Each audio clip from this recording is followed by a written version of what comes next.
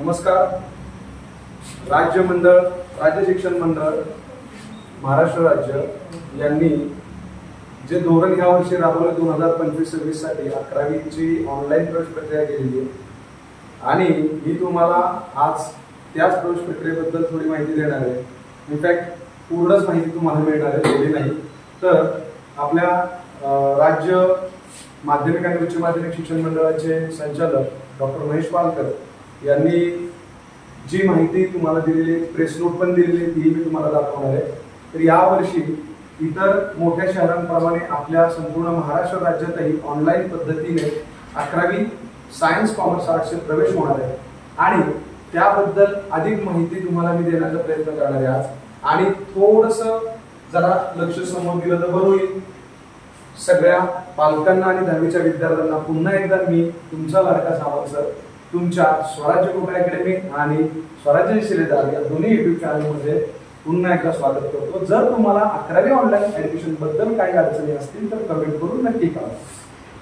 सुरुवातीला तुम्ही बघत आहात FYGCadmission.in ही वेबसाईट सर्व पालकांना विद्यार्थ्यांना आता आपलीशी करून ठेवली पाहिजे, कारण याच वेबसाईटवर तुम्हाला तुमचा प्रवेश नोंदवायचा.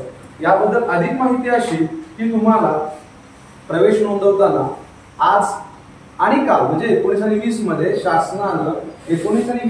शासनानं तुम्हाला हे केवळ सरावासाठी दिलेलं असून, तुम्हाला स्क्रीनमध्ये दिसत असेल, हे केवळ सरावासाठी दिलेलं असून यामध्ये 20 मे रोजी मध्यरात्री ही माहिती हटवण्यात येईल. म्हणजेच काय, तर तुमच्या जवळच्या जे काही शिक्षण समुपदेशन केंद्र असेल, उदाहरणार्थ आपल्या जवळ स्वराज्य ज्युनियर कॉलेज आहे, तर इथं तुम्ही तुमची माहिती विचारण्यासाठी येऊ शकता. आदेशावरून आम्ही तुम्हाला संपूर्ण माहिती देण्यासाठी कटिबद्ध आहोत. तर आता सांगायचं हेतू काय की काल आणि आज विद्यार्थ्यांना सरावासाठी हे पोर्टल ओपन केलेलं आहे, ज्यामध्ये विद्यार्थी किंवा पालक सराव करू शकतात. परंतु तुम्ही भरलेली माहिती ही 20 मे रोजी संध्याकाळी हटवण्यात येणार आहे. तर प्लीज आणि प्लीज सगळ्यांनी लक्ष द्या आणि हे कुठेही दुर्लक्षित करण्यासारखं नाहीये. तेव्हा हा व्हिडिओ शेवटपर्यंत नक्की पहा. लाईक, सबस्क्राईब, शेअर करायला विसरू नका. अशीच माहिती तुम्हाला तुमच्या दोन्ही युट्यूब चॅनलवर मिळत राहणार आहे. आता इथे बघा की ही जी माहिती हटवण्यात येणार आहे तर ती सर्वांना उपयुक्त अशी आहे, कारण 21 मे पासून म्हणजेच उद्यापासून आपली खरी प्रवेश प्रक्रिया चालू होणार आहे. सगळी इतमक माहिती तुम्हाला अजून इथे देणार आहे.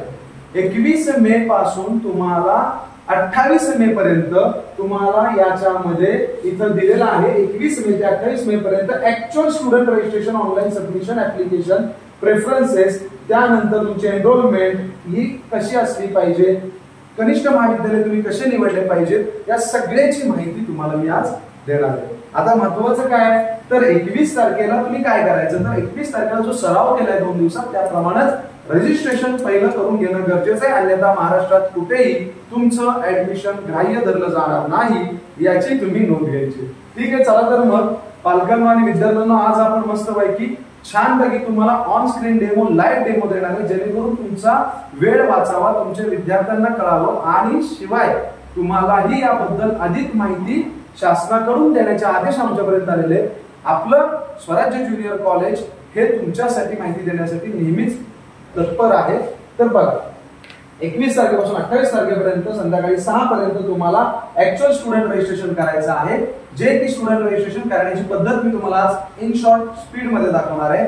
उद्याच्या व्हिडिओमध्ये मी तुम्हाला शासनाच्या प्रेस नोट्स दाखवेल आणि ऍक्च्युअल तुम्हाला शासनाने दिलेलं वेळापत्रकही दाखवेल. आता यानुसार जर सांगायचं झालं तर 28 तारखेनंतर काय, तर 28 तारखेनंतर तुमच्या तात्पुरत्या स्वरूपात 30 तारखेला मेरिट लिस्ट पहिली प्रवेश यादी जाहीर होणार आहे. या प्रवेश यादीमध्ये तुम्हाला हरकत घ्यायची असेल तर तुम्हाला शासनानं 2 दिवसाचा अवधी दिलेला आहे. 2 ते 3 दिवसानंतर तुम्ही 2 जूनला ही तात्पुरत्या स्वरूपात लागलेली पहिली प्रवेश यादी कन्फर्म करण्यात येईल. त्यासोबतच तुम्हाला 3 जून पर्यंत या प्रवेश यादीमध्ये तुमच्या स्वतःसाठी जर काय अडचणी असतील तर त्या तुम्हाला करेक्ट करावायच्या आहेत आणि फायनल 5 जून पर्यंत पहिली प्रवेश यादी ही कन्फर्म होईल. शासनाच्या दृष्टिकोनातनं तुम्हाला जे पहिलं कॉलेज मिळेल ते तुम्हाला घेणं अनिवार्य असणार आहे. आणि याच्या सोबतच 10वीच्या मुलांना आणि पालकांना मला सांगायचंय की जर तुम्हाला प्रेफरन्सेस माहित नसतील तर आमच्या कॉलेजमध्ये तुम्हाला प्रेफरन्स दिले जातील.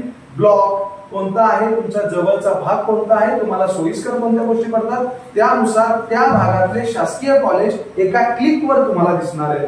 म्हणजेच थोडक्यात काय मला सांगायचंय की ज्या पालकांना आणि विद्यार्थ्यांना काही अडचणी असतील त्यांनी कमेंट मध्ये सांगा अथवा आम्हाला थेट येऊन भेटा. आमचा पत्ता आहे स्वराज्य ज्युनियर कॉलेज भुईंज, शिंदे पेंटरच्या पाठीमागे, तालुका वाई, जिल्हा सातारा.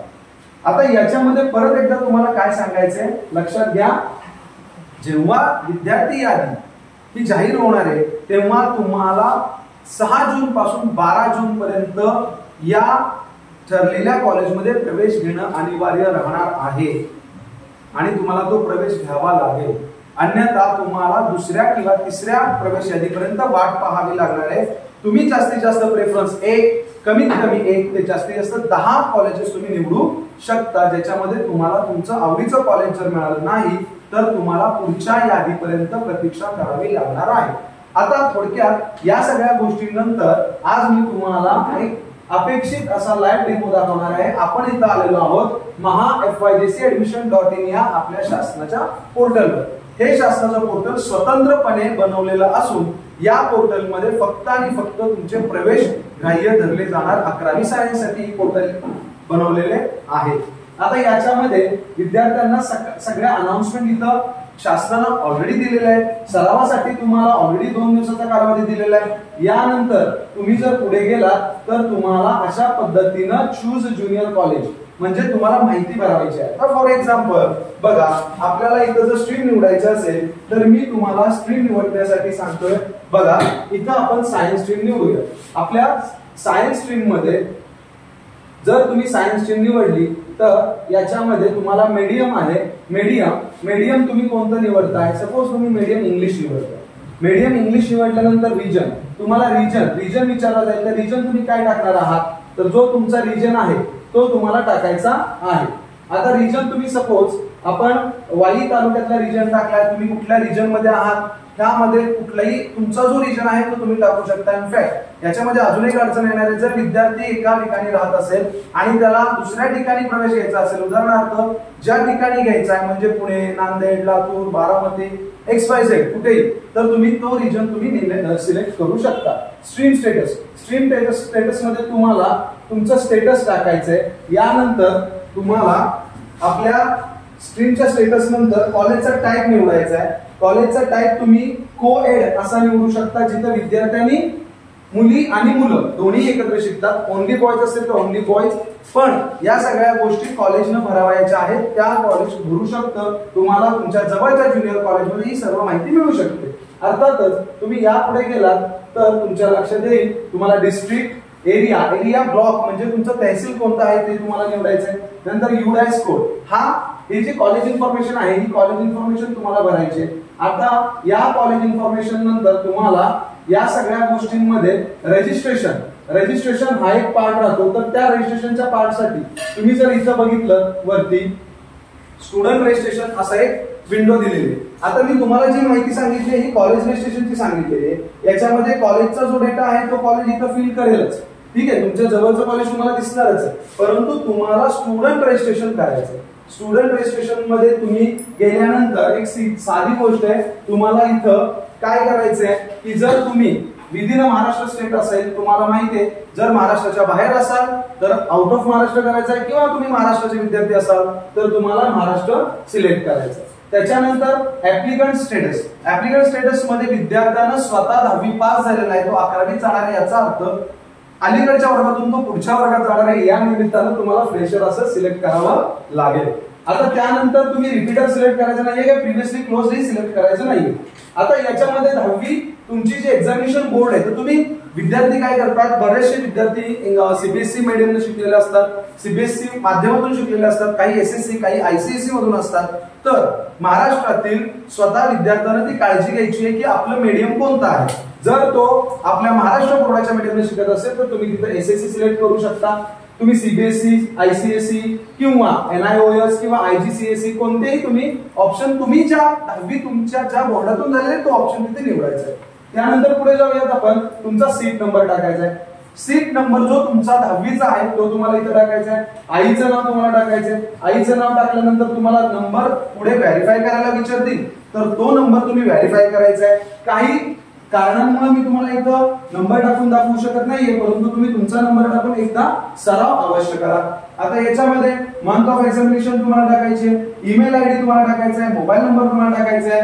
त्यानंतर तुम्हाला सिक्युरिटी क्वेश्चन आणि सिक्युरिटी क्वेश्चनचा आन्सर विचारला जाईल, तर सोपा सिक्युरिटी क्वेश्चन जो असेल तो तुम्ही निवडा. उदाहरणार्थ तुम्हाला तुमच्या आजोबांचं नाव लक्षात राहतं, आजोबांच्या नावाचा सिक्युरिटी क्वेश्चन निवडा आणि त्या आजोबांच्या नावाच्या सिक्युरिटी क्वेश्चन वरती आपल्या आजोबांचं नाव ॲज अ आन्सर म्हणून तुम्ही तिथं द्या.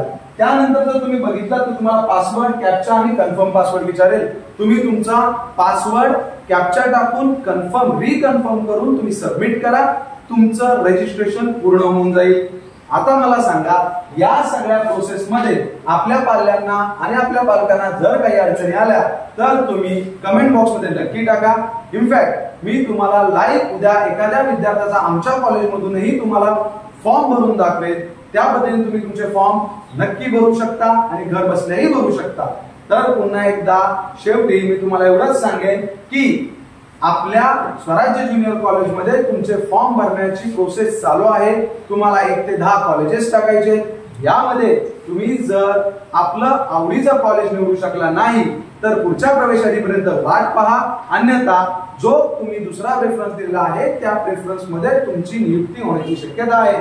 परत एकदा मी तुम्हाला एवढंच सांगेन की ही प्रोसेस जुलै, ऑगस्ट, सप्टेंबर पर्यंत चालू राहिली तर तुम्हा सर्वांना या पासून ऍडमिशन घेण्यापासून वंचित न ठेवण्याचे शासनाचा मानस आहे.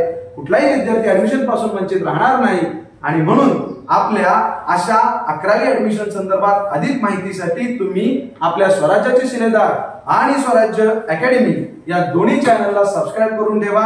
आणि तसेच जर आपण हा व्हिडिओ ऐकत असाल वाई तालुक्यामध्ये तर आमच्याकडे जेईई नीट, सीईटी, एनडीए आणि इतर स्पर्धा परीक्षांची देखील छान उत्तम तयारी केली जाते. तर आपण या सगळ्या तयारीसाठी आमचं कॉलेज पहिला प्रेफरन्स म्हणून देऊ शकता आणि अधिक माहितीसाठी आमच्या कॉलेजमध्ये येऊन भेटू शकता. तर 11वी प्रवेश घेण्यासाठी सर्व 10वीतील विद्यार्थ्यांना पुन्हा एकदा शुभेच्छा. धन्यवाद. जय हिंद, जय महाराष्ट्र.